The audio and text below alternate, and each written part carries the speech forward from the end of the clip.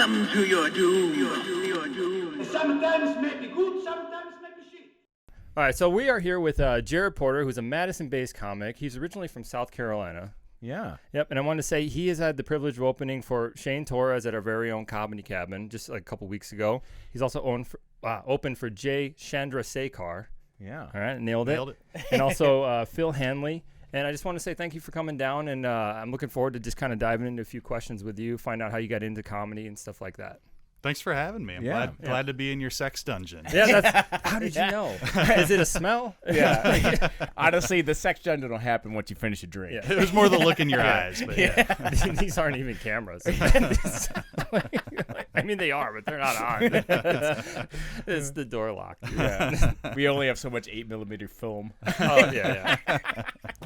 So I want to say, first off, give a quick shout out to Comedy Cabin. I'll put my hand here and I'll there you go. Post edit. As you see right here where Jake is pointing, this way we're all on the same page here and he doesn't throw it somewhere else where I try to pretend like I know where it's at when he's editing. But no, this episode is sponsored by the Comedy Cabin, where you can buy your tickets at cabinlaughs.com. So go see Nathan at Comedy Cabin here in Janesville, Wisconsin. So, but seriously, thank you very much for joining us today. First and foremost, Jake did say that you're from South Carolina. When did you move to Madison? I've been in the Midwest like 4 years now. Okay. So I was born and raised in the South, grew up in South Carolina, went to school in Mississippi. Back to South Carolina, started comedy in the South, and then, been in the Midwest like 4 years now, right before COVID I came up. Right before COVID? Yeah. Great good timing always. Isn't the South where COVID didn't exist and then you could get Yeah, that or half of Wisconsin. Oh, fair enough. Yeah, there you go. The South of the North. So now, obviously, so you said that you've been up here for 4 years, but how long have you been doing comedy? I'm like 6 years in now. Okay. Like I was a couple years in South Carolina, and definitely kind of sucked, you know, figuring shit out. And what brought you up to, north of the Mason-Dixon? Yeah, it wasn't like a comedy related move. It was partially work related. But the biggest factor was I was getting married, and my wife is from the Midwest. Okay, and if you're not from the South, it can be a tough sell. Just like, on account of the way things are. Yeah. So can I ask, how did you meet your wife? And she's from here, you're saying? Yeah, she's from Illinois. Okay. She's from Peoria. But actually I met my wife on Tinder. So yeah, that's a victory story for Tinder. Jake met his wife on Grindr. Hi, Lindsay. All right. Yeah. I did want to ask. We had talked at the Comedy Cabin, I think, last time, and you had mentioned that you got into doing stand-up a little bit because of stage fright, which resonated with me because that's actually the reason I got into it as well. To where I thought I would outgrow being nervous on stage at some point, and then I had a friend recommend to do that. So is that kind of how you got into it as well? Yeah. I, in general, wanted to try to get a win, and I wasn't like a natural public speaker, public performer. I'm sorry, did you say a win? A win in life in general. Oh, gotcha. Yeah. Okay, that makes sense. I don't want to say rock bottoming out, but I wasn't exactly crushing it at the life game either. Sure. So I'd been writing jokes for a long time, but I was too scared and too much of a little bitch to go do them. And then things already weren't going great in some other elements of my life. So I was like, okay, if I bomb this week, that'll be like the 20th worst thing to happen to me. I can live with that. What was the tipping point where you finally said, screw it, I'm doing it? It can't get worse than this. Oh, I was just like school work stuff was just getting to me. Okay, yeah. So you need to vent somehow, like a pressure vent. Yeah. It was like I figured if it went badly, it was no skin off my back at that point. And then it went fine. No. Okay, well, by first time standards, went fine. Okay, well, I wanted to ask. Let's ask the audience from that night. We actually brought him in. Yeah. I don't know how South Carolina.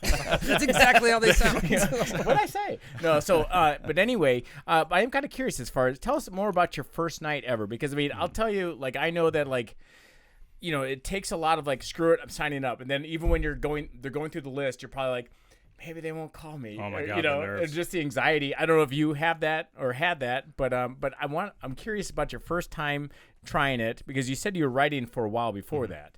And since you're teeing this off, I want to know what your first jokes were, if you don't mind. Yeah. God, it's actually a good question what my first jokes were. I might not be able to remember, but I do know that I went up And I thought I did fine. I got a reaction. But you also, if they know it's your first time, it's like training wheels because it's like, oh, bless his heart. Like he's putting sentences together. So it was a fine response for what it was. Okay. But I remember afterwards feeling kind of like high on the hog, like, oh man, I can do this. And then someone came up to be real nice and was like, hey, that was really good for your first time. Remember next time you need to keep the microphone in front of your face the whole time. Oh, because I don't have a video of it, but I think I was a nervous wreck and was probably just like, do y'all know the way things are? Like just waving it around. And was it at was that at a bar? Yeah, it was. Yeah, it was at a bar that had a long-standing open mic and okay. a really good room for it. Yeah. Yeah. I was gonna say like because we've joked about it in the past, but like when you're doing open mic, sometimes it's like. Can you turn the football game up? No? Okay. I'll just try to talk over the football game that's happening right now. Or, and like a lot of people are like, oh, yeah, that comedy thing's going on. I just want to drink PBR. But I do think those laughs matter. I mean, like in a room like that, if you can get someone that's trying to not pay attention to you to laugh, I mean, if you translate that to an actual comedy show, that's much more laughter. I remember it was a couple of guys. So Comedy on State, it's wrong to call it an open mic. That's a comedy show. And I've known two people that started their first open mic, and they went up there and they did great. It was awesome. They were on cloud nine. And then we went to another open mic and they did great, but they thought they did awful because they were just so used to like a crowd of 250 people. Yeah. Every fart joke gets 50 laughs. The club is a cheat code, which is an amazing resource to have. Yeah. But at the same time, you have to keep yourself a little bit grounded. Yeah. Because you see it a lot where something will kill at the club, and then you go out into like the real world of grinding in bar basements and getting your shit kicked in rural Wisconsin. Yeah. And it's like, dude, that killed for 300 drunk people at the best comedy club in the country. What gives? Yeah. It's like you're not there right now. Yeah. So you have to be able to work both. Because you also, I mean, if you want to like advance in comedy, you need to be able to do well there too. It goes both ways. I've actually I love hearing you say that because I have heard other people say that as well. So I mean it holds the test of time that like you have to be able to do like get the I guess normies to laugh as well versus like people like I came to see a comedy show at a comedy club. Oh yeah. So since you said you've done a couple years in the South as comedy and then obviously refined and done the formative years here in the Midwest, what are the comic like differences? Like what jokes work and don't work? Actually, I'm super interested in that too. Yeah. Like, I thought it was going to be a big change of like, I'm north of the Mason-Dixon line now. Got to change the act up. Yeah. I think it's really more about rural versus urban though. Like if you're in downtown Madison, there's going to be a lot of jokes that either piss people off or kill. Yeah. That it's totally reversed if you drive 45 minutes out of town into rural Wisconsin. You just like have a pinwheel and switch the words. Yeah. Like you either agree with a thing or you don't. Yeah, because I mean, even in the South, you have blue dots and red states, and so if you're going along political lines, if you're doing that, social issues.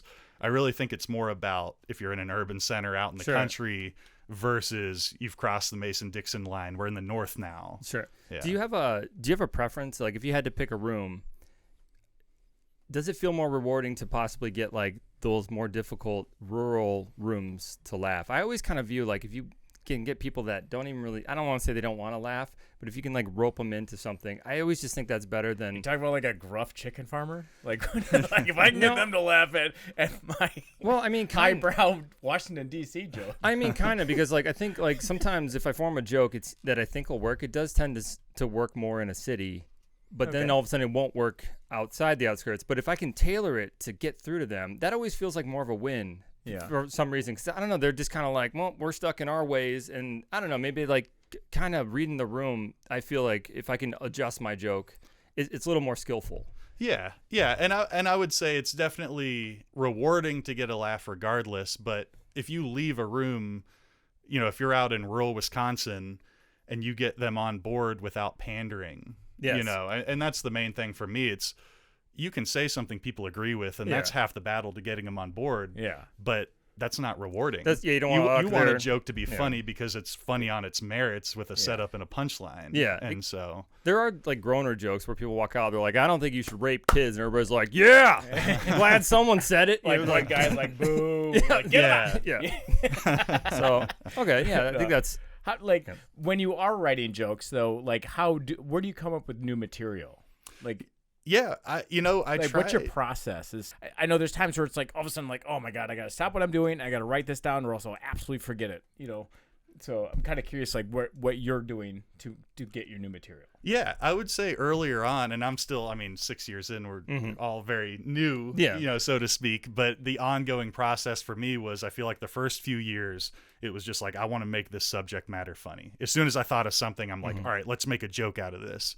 And now it's more, I'm trying to write what's specific to my life and not just a general thing about, what weight loss or some more common condition, but what's like my shitty mental health and my bad brain. How can we make that funny specific to my experience that other people might relate to? So yeah, I think as you go and you learn how to write jokes better, it can get a little bit more personal. So I'm not saying I'm crushing it at that by any means, but that's been the goal is to get more personal. I've seen you perform, man, and honestly, you stood out. As soon as Jake said that that you'd be interested on the podcast, I was like, yeah. So you're doing very well, and you're a very funny guy, but when you're writing it, or do you kind of like go through like, okay, it's been 2 sentences, here's a tag, here's 2 sentences, or like, I'm kind of curious as far as with that writing style as well. Yeah, I think it's easy to fall into the trap, at least for me, and I think a lot of comics, of you're getting real premisey because you think of a funny idea,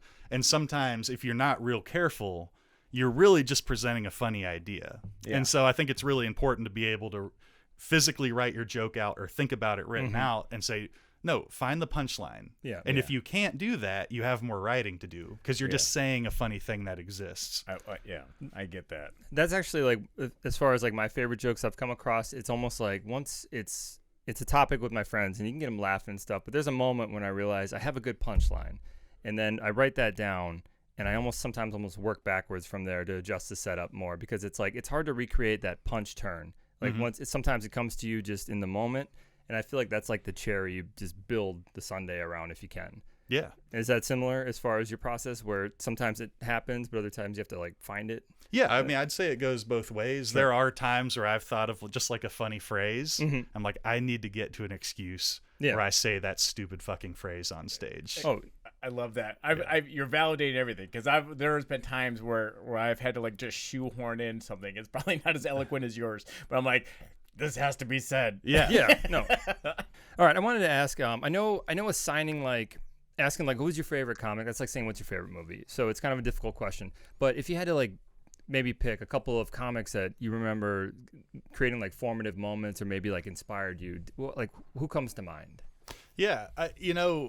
My favorite comic right now, who anytime I see him live, I like literally hurt my stomach laughing and just have so much admiration for, is Sam Talent and what he's just doing. Got booked at the Comedy Cabinet. I think did. October 12th. Yes. Yeah, did you read his book too? No, I have not read his book. Is it Running the Light? It is. It's super, super good. So anyways, I'm sorry. I'm excited that you said that, because I'm excited to see him. Yeah. So Comedy Cabin, cabinlaughs.com. So. And it's not like I'm not even trying to emulate his style. It's not even about trying to like be that. He's one of a kind. But just watching somebody who's that has that much of a stage presence, and is just that unbelievably funny, it just blows me away every time. And then growing up, it was more of just the regular hits, like the old Eddie Murphy stuff that super doesn't hold up now, even a little bit. Holy shit. But at the time, what buildings built then are holding up? So, I know what you mean. It's a different climate, different time. Yeah. But that was just the first introduction growing up to like watching somebody be like a rock musician with that following and that vibe, but they were just saying sentences and telling jokes. All right, so what about specifically about some comics growing up that was so memorable? Like, was it like stage presence? Was it material based? Was it I look at like Bill Burr, and I always just think like it's just borderline my subconscious sometimes, where it's just like almost a stream of thought that seems to line up with how I feel, and he articulates a point that doesn't seem like domineering or anything like that, but it just seems obvious at the end. And I always think that's such a skill. So do you have anyone like that you think of? Yeah, and it's another instance of a comic that I'm not even trying to emulate or be anything like, but that I hold all the way up here. It was like Jim Gaffigan was massive when I was coming up and still is. Yeah, of course. But to watch him take these like super simple subjects and then every line is a laugh line. Yeah. And we, especially starting out in comedy, you would take something that's more like low hanging fruit, like sex or dick jokes or something. And I would still talk for like 5 minutes to get to like one punchline. I felt like starting out. And then he would go up there and talk about food and just throw haymaker after haymaker. And that was early on where I was just like, oh yeah, that's different. That's hard. Well, and since you brought him up, I mean, he comes off as like a very likable guy, and very relatable. And like, honestly, like I said, I've seen you perform. You're pretty smiley. You're pretty likable. Like I shouldn't say pretty. You're very likable on stage. And so like you're not up there like ranting. Like Jacob mentioned Bill Burr. Like Bill Burr is the voice in the back. He's my id. Fuck those fucking that's what I hear, but and I'm a smiley guy, but I can be angry, but times, but like when your stage presence is very like, I guess, likable, so I can see why you'd appreciate Jim Gaffigan more. So I definitely get that. And it's definitely its own, I don't even want to say skill, but something I think we all work on is like, what's the stage presence? And that has to happen organically and form over time. And I think if I were to be really caustic at being this big neck-bearded weirdo, that would just freak people out in the front row. Like, what, is he going to touch us? Like, what? He stays up there, right? So it's easier if I'm a little more amicable, a little self-deprecating. So that is kind of a purposeful choice to like understand that you're large, and so you kind of work against that to come across like, hey, but I'm not scary or something like that. There are audio listeners that aren't watching the YouTube right now. Do you want to describe your stature right now? I'm Lenny from Of Mice and Men. I got a neck beard, Thor if his parents were cousins. Thought I smelled a rabbit.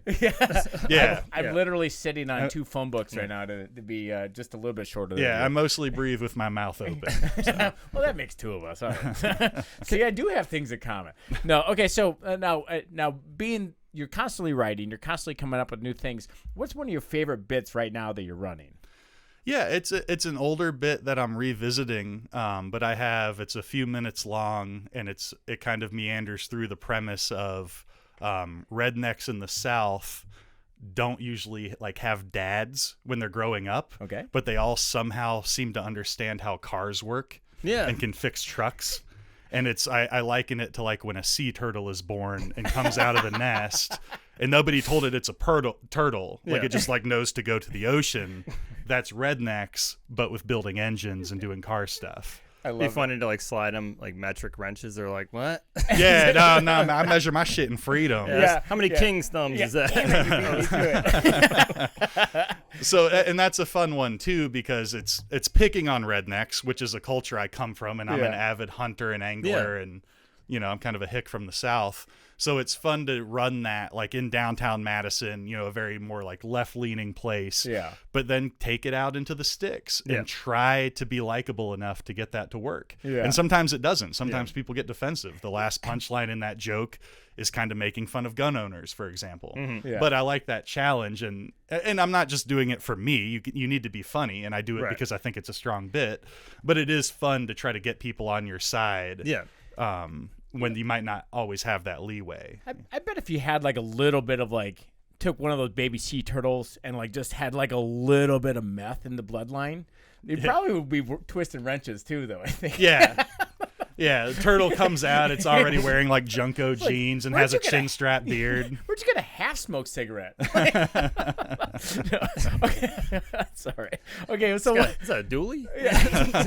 What is we're just writing my closer here. Take it with me. So what would you say your weirdest heckle is? Because I've been to a lot of comedy shows, and I've seen like just killers kill, and then like the weirdest, drunkest idiot will just heckle or think they're funny or get offended. I want to hear do you have a couple heckler stories, and how did you handle them? Yeah. I would say the weirdest heckles that catch me off guard are when you're talking about something that's not controversial and not something that you would expect people to react poorly to. Like if I'm making fun of rednecks in rural Wisconsin, I'm kind of, ready for maybe a little back and forth or a little, do a little bit of battle. But, you're talking about food or some shit, or I have a joke about eating contests, and I can't remember what set somebody off. But I talked for like 3 minutes about how the premise is like in an eating contest, you better win or you're going to feel like a huge piece of shit. Like there's no second place. You win or you're a piece of shit. Yeah. And somebody got like bowed up about it and like yelled something out. How bowed up? Well, like they lost the eating contest? Like they put their burger down to yell? They're like, hi.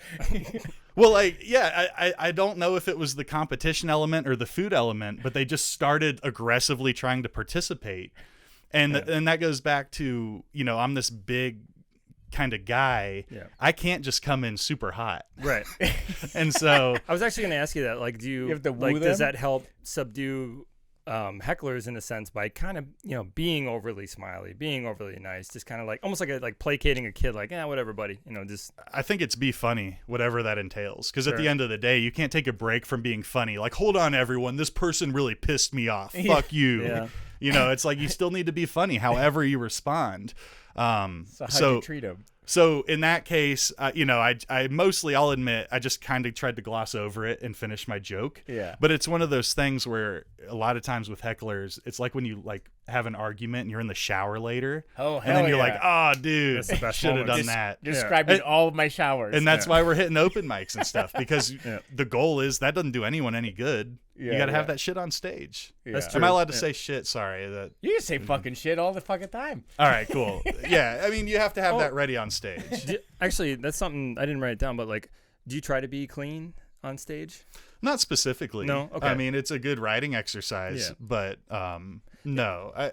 I'll ask myself sometimes if I'm being too dirty and that's what's getting a laugh. But I will say, one thing people say is like, take the cuss word out, and if it's not funny, it's not a good joke. Dude, fuck can be a decoration. Thank you. I love to say fuck. It's a beautiful word. And it's very versatile. And since you'd mentioned Jim Gaffigan, he almost never swears. Yeah. But there are a few times that he has sworn, like in his specials, and it's like when he's talking about Subway, he's like, they are so stingy with that nasty ass meat. And it's like, but then you get like somebody else who just carpet bombs their entire special with FFF or F, so it's like. It's exactly like my wife. Like, she said fuck one time. It hit so hard, I stopped saying fuck so much because I'm like, I want that power. Yeah. And actually, to go farther, I had a story where it's like, I know fuck. It's just fun to say. Like, my son was, I think, 3 at the time, and we're driving. My wife's driving. I'm in the front seat, and he's just rhyming behind me, and he's just like, buck, truck. And I got my phone out. Yeah, I got my phone out because this was gonna be funny. So I get the phone, I got the video, and he gets fuck. He's like, fuck, luck. And he goes, fuck, fuck, fuck, fuck. And I just told my wife, I go, see, that's proof. It's just more fun to say. He doesn't know what he's doing. That was a formative moment, though. That was his, like, his synapses are firing. Like, dude, this rips right now. Yeah, exactly. I'm going to do this forever. You know that I'm like snickering. Your wife is sitting there like, he better not say cuck. That hits different. Yeah. So he's like, cuck. Go sit in the corner where you belong, you cuck. We said we weren't going to talk about mommy's boyfriend. Uncle Tony? I don't know. So, his name. All right, so what's the most memorable performance you've done? Or some that at least stand out. Doesn't have to be the most, but like just what are some like real highs? Man, I'll be honest, to change that up a little bit. I feel like the most memorable sets for me are the ones where I've just eaten complete shit. Really? Because like you have a few, we can all point to times we've killed, and it's like, oh, that's such a great feeling, and maybe I buried other people that night or whatever. But you kind of feel like, well, that's what I should do, even if that's not the case. It's like I've worked towards that. The bombs is such a left turn because you put in all this work. And you drive across the state or some shit to some little bar show, and then a room full of people just fucking hates you. Yeah. And then you sheepishly take some money and then just ride in silence home and think about what got you to that point. So for me, and that's not happening all the time. I'm usually crushing everyone. But dude, I can think back. Just overpunched the way back. Oh yeah, dude, I can think back to like my worst bombs ever and remember them way more vividly than the fever dream of a crush. Yeah, I mean, like I'm sure that we all remember the hot stove more than the 100 times you touched it and it wasn't cold. That wasn't. Yeah. Oh yeah. So Well, it's I like get that. because you have a set where it's like people are laughing on the setups, Yeah. and you're like, oh, just wait till I get to the funny part. Yeah. Okay, that's great. But you're just like you're kind of eating shit up front, and then I'm like, all right, I better pull my best joke and get them on board now. And then they're not on board, and I'm like, well, it's all downhill from here. Yeah. It's like, Do you find yourself getting? I've had a couple times bombing, and I can remember their face, and you're exactly right. And I remember just being mad they weren't smarter. yeah. instead of like changing the joke to make it work, and then afterwards I'm like, that's the wrong reaction. Like they wanted you to be funny, they wanted the joke to work as much as you did, but you fucked it up. They talked about it all day. They're like, I'm getting through the work day, but tonight I'm going to go see comedy. Yeah. And then it's like, oh, the white boys with the neck beards, they tried. Yeah. And they're the worst too is when they look like if they're just not laughing, it's one thing. Yeah, and they sit up front. I don't know who these people are. But when they're just looking at you and they get sad or mad, Yeah. it's like, oh, I did elicit a reaction, but it was the wrong one. Yeah. I mean, I know that like when I've tried to like write bits or whatnot, and I'll bounce them off Jake, and I think the most prolific moment for me was Jake goes, I mean, I get it, I like it, but I don't think they're gonna know what a Lagrange point is. I'm like, God damn. Yeah, it was too smart. But that's the thing. That's the funny part of it. You wrote that joke for me, not for a group. I was like, I like nerdy space shit, so I'm into it. Jake's like, buddy, there are a lot of syllables in that one. Yeah, Let's keep it to exactly. 2 syllables. We You need think you're better than me? Monosyllabic grunts at best. Yeah. My closer, I just slap my belly. Hell yeah, dude. Tracy Morgan, I'd laugh at that. What's that called? Is that a ghetto mating call? Yeah. Hey, Jay Moas. Yeah. Jay Moas. Yeah. Dude, okay, so how has comedy changed and evolved over the course of your career? For the last 6 years, I want to see, because I'm sure that I can think of quite a few things that has changed. So I'm kind of curious what you are, because you've had way more exposure than I have. Mm-hmm. Yeah, I mean, it's hard to say over 6 years being kind of in a showcase comic who gets some club opportunities and hits a lot of the tougher open mics. Mm-hmm. We obviously have a very different experience than people at some different levels. It's all a very personal thing. But to me, not to be, again, kind of veer off from the question, but it's been what hasn't changed the whole time, which is comedy not being welcoming to women and minorities a lot. Sure. Okay. Sorry for the not funny, very hard left turn. No, but that's been the common theme in comedy. It's like, hey, why are there 30 white dudes at this open mic tonight and one woman? And then you hear the material from half the comics and they're talking about beating women and rape and stuff, and they're not funny enough to pull that stuff off. It's like, oh, that's why. Shut the fuck up. Oh. So no, I agree with you. I get it. I try to always, whenever I come across women, seem really reluctant to try it. I've tried to talk you into it a lot of times, but realistically, it is a lot of the same guys going up there and saying similar things. And I know for like my wife, she doesn't want to go to these because there's no women's perspective up there, and I think there needs to be more of it. So I try to encourage them every chance you get. Go up there, talk about stuff, because women want their issues talked about specifically, and there's lots of like material there for it, and I sound like an idiot trying to address it. So I can't go up there and talk about tampons. Yeah, well, I mean, I can, but it's unless wrong. they're vodka soaked and up my ass. Exactly. Well, that's the thing is we have killer women in Madison and Milwaukee and all around the state, but we're missing out on a lot of other great comics because we're not. It's not that we're not all welcoming, but if that exists and we don't call it out, then it continues, and that's like a battle. I'm gonna go on a limb here though and ask you, do you think that it's because of that let's say other women were interested in signing up that night, but the 14 other dudes going up there saying like bullshit, kind of like, I'm not doing it. I think they don't want to be around it, because I don't want to be around it, but I don't feel threatened by it. Right. That's true. And I think that's the difference. Yeah, I mean, I guess if there's like a turd in the punch bowl, you're not gonna like go take a sip.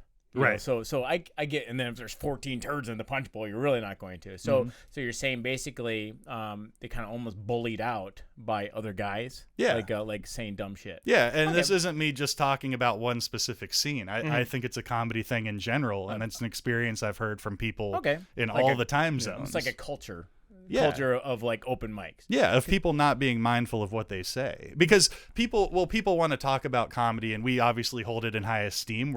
I'm joining your podcast about it. It's very important to us, and we say, oh, this is really important what we do, and then they'll follow it up with, dude, it's just jokes. Quit being so upset. Right. I'm like, well, is what you're saying important? Does it have gravity to it? Yeah, I mean, like on top of that, I feel like you're gonna have to like really dig deep almost to like make a rape joke funny. Yeah, you know what I mean? That's what I'm saying. Talk about food or something. If you can figure out how to make that funny, go from there. Yeah. Don't jump ahead to the hardest subjects because you think you're getting an edgy laugh. Because I feel like you're not gonna really see like I think the only like Tosh has done like a rape joke, you know, where like ghost rape, you know, or I don't know if you remember that bit, but I mean, other than that, like you don't really hear like a lot of like comics doing like known comics doing bits like that. So I don't really understand why open micers would do that. Yeah, you know, and I'm not trying to be the comedy police here or fine. call anyone out specifically, but it's like, yeah, if I'm watching an hour-long special from somebody who's put 30 years into it,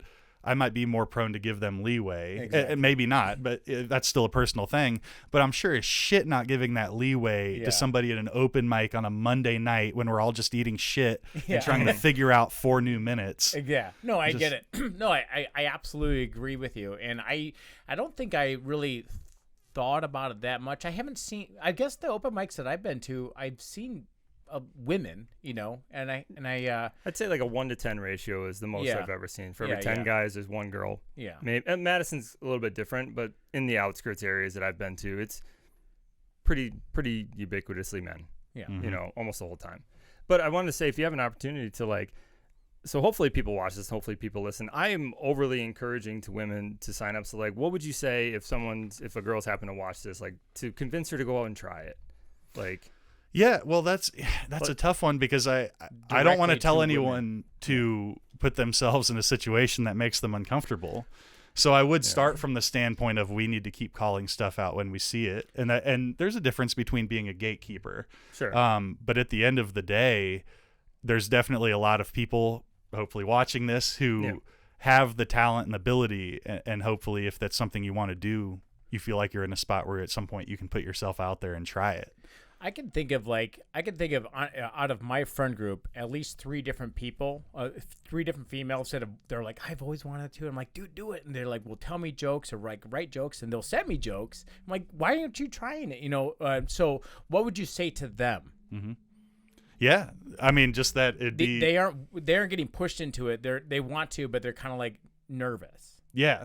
To anyone who's nervous, I mean, that's how I started out. I wrote jokes for the longest time before I decided to give it a try.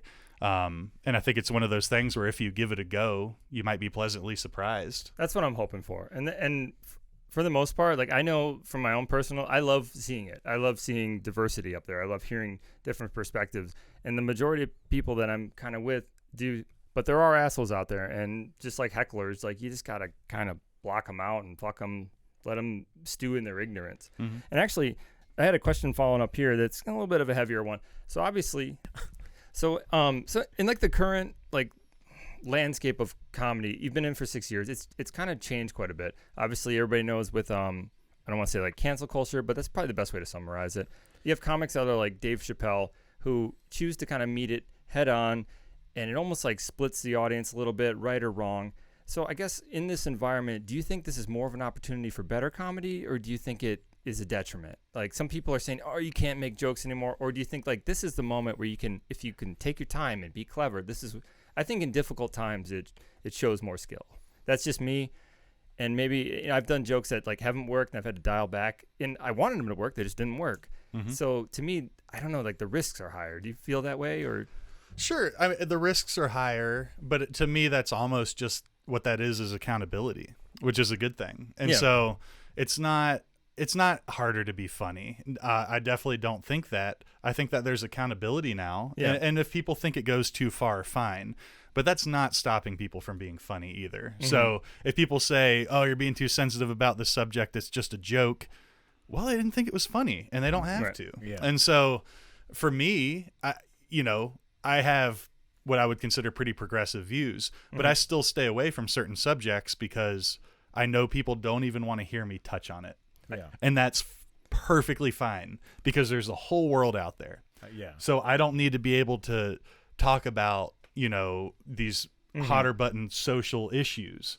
I'll talk about growing up in the South and growing up around rednecks or, gaining weight and then losing it. Like, personal stuff to me. Sure. And I'm perfectly fine not touching on some of these really sensitive issues that people are just going to be turned off by right off the bat. Yeah. Can I ask a follow-up on that to where it's like, I've even done a joke or two that's maybe in those topics, and it's even worked. But in the middle of saying it, I kind of realized I didn't want to be touching on these subjects. And so even though it was funny, I just lost it. Like, do you feel it's worth it to keep it if it's funny?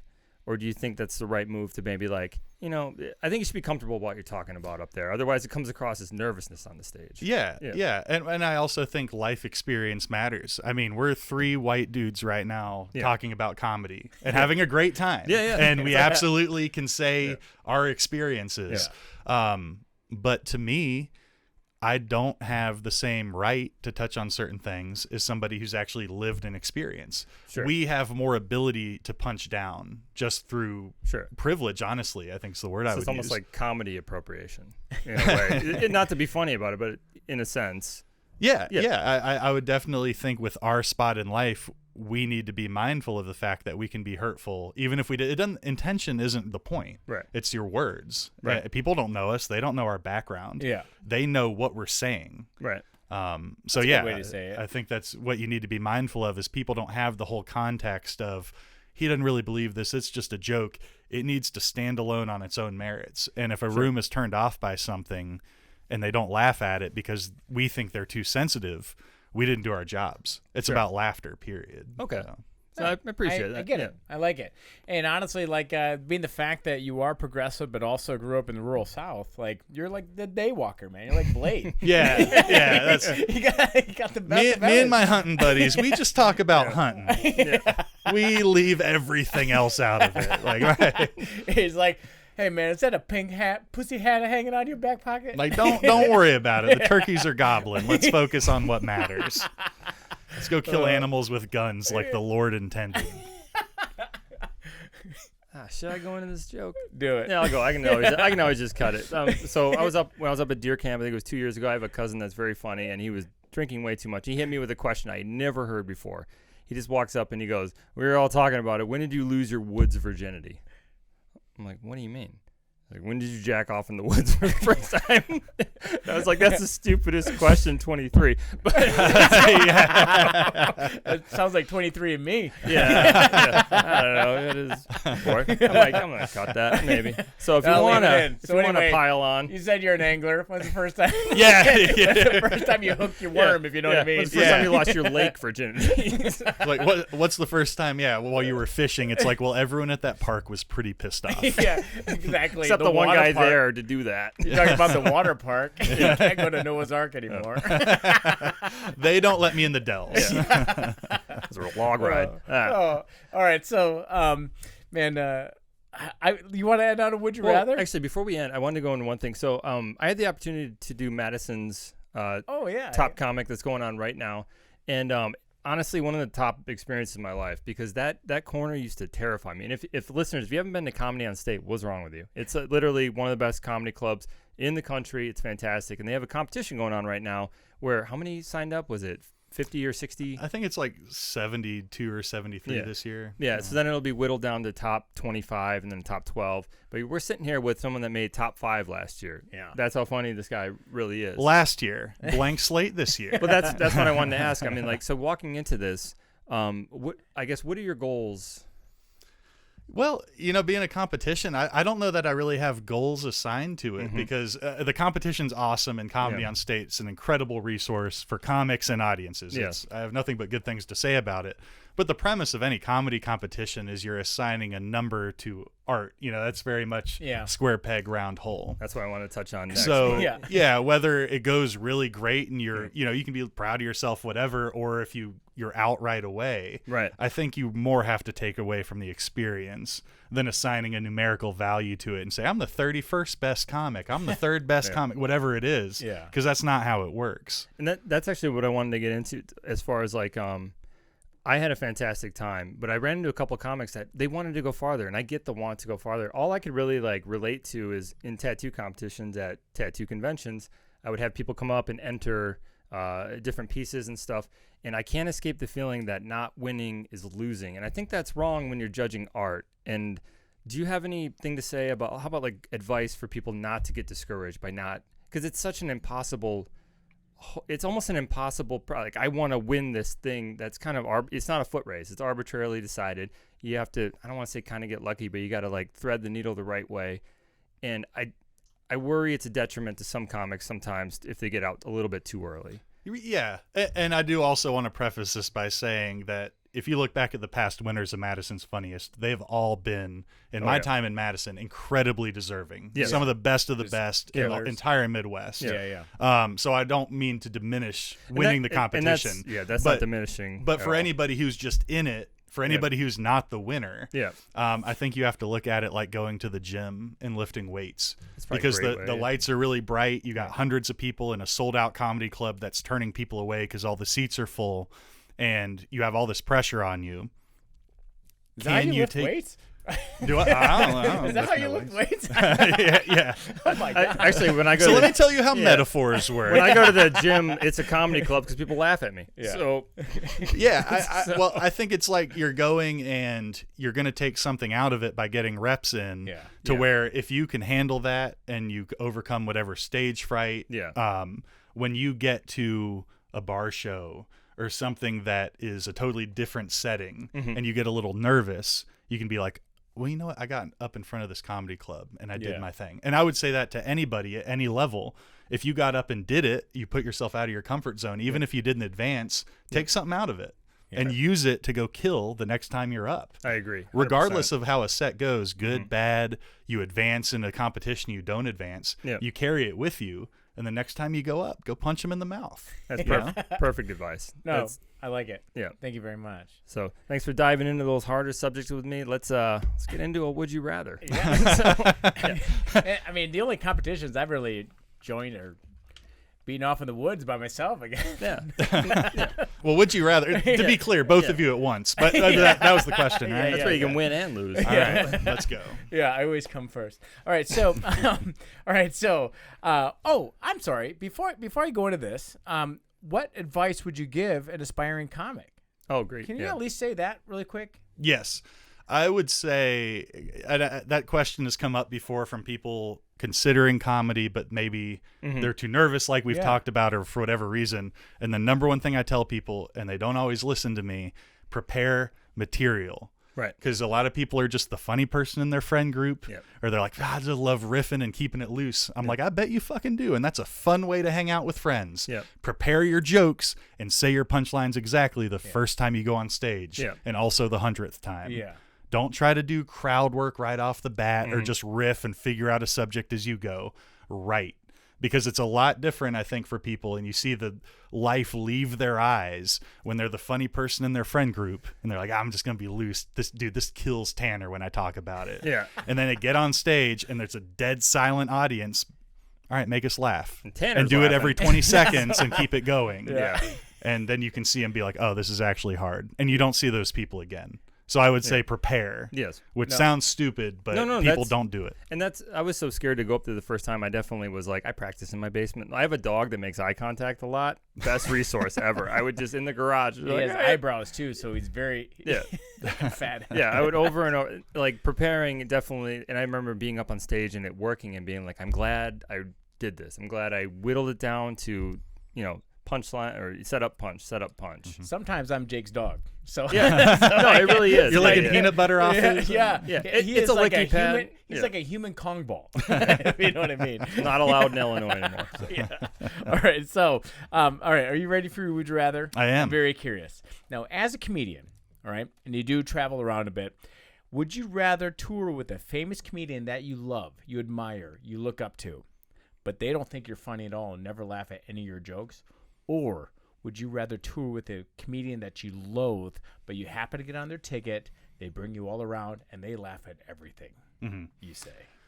So that one is actually super easy for me because I don't want to bomb in front of my idol, first of all. Okay. So somebody I hold in super high esteem, if they're not laughing at me, I'm like, all right, well, I'm going to quit this art form forever. There you go. But also, I just want laughs. Yeah. I don't care if I like you. If I'm telling jokes, I want you to laugh at them. I'm a needy little bitch. You know, I'm doing this because I'm insecure. I love it. If anything, I want people who I don't like Yeah. to laugh at me more than my friends and people I respect. I love it. So, dude, give me the hackiest, worst comic. I think I agree Let with me you. go on tour with them I'm and so crush. Oh, that sounds great. I'm so shallow. I'm like, give me the laughs. Yeah, no, Oh, dude. Actually, when you were describing it, I was just like, I'll take the guy. I'll take the guy that I don't like laughing Yeah. his ass off. I'll watch my favorite guy on Netflix, and they'll never exactly, know I exist. That sounds great. I don't want to bomb in front Yeah, of them. actually, now. I don't think I could take someone I really look up to just hating me. Yeah, I'm not gonna. I Like, have a dad. I don't want to bang. I don't want to bang a chick in front of Peter North. You know? Yeah, he's on his phone. Yeah. He couldn't even shoot across the room. What a loser. Do a Kegel. Every female listener Yeah. is doing. It's all like, as soon as you said that, it probably, if they were all in one room, it would sound like a screenshot happened. It's all simultaneous. I can tell you guys have strong pelvic floors. Yeah, exactly. All right, so I thank you so much for coming down. And, Yeah, we really and joining appreciate us it. with Thank you this. so This much. has been fantastic. Thanks for having me, y'all. Yeah, I This has appreciate been a it. blast. I feel the urge to do a handshake. Oh, dude. This is my dad Oh, coming yeah. through again. And I messed it Yeah. up. I did like the Oh, damsel no. in distress. Oh my God, he's like, help me. Yeah. That Hank Hill shake George Bush thing, like, hey, what's limp? All right, so thank you very much for joining us. This has been our spotlight, or as I like to call it, our light spotting, right? For our Should we comedic change it to that? light spotting. But so you want to tell listeners where to find you on social media, right? Yeah. Okay. Yeah. So I'm on the Instagram, Jared Porter. There's a couple underscores around it. I've only had Instagram for 2 months, so sorry that it sucks, but still find me. I need validation through all art Jake will forms. put links here. Yeah, I'll put it right here. I'm also on the Twitter at Good Job Very Cool. Again, just give me validation. We'll get on that. I'll do it. And I'm on Facebook at my name. Okay. There you go. That's Jared Porter at Jared Porter. Fantastic. Easy So- to remember. Perfect. I appreciate it very, All right. very much. Thank you so much for coming down. Thanks for having me. Yeah, no One problem, more man. girly handshake from me. Yeah. There we go. All Nah, right. I already Okay. Later, boners. cut, print. So hard now. So hard now. I got half a pack of tulips right now.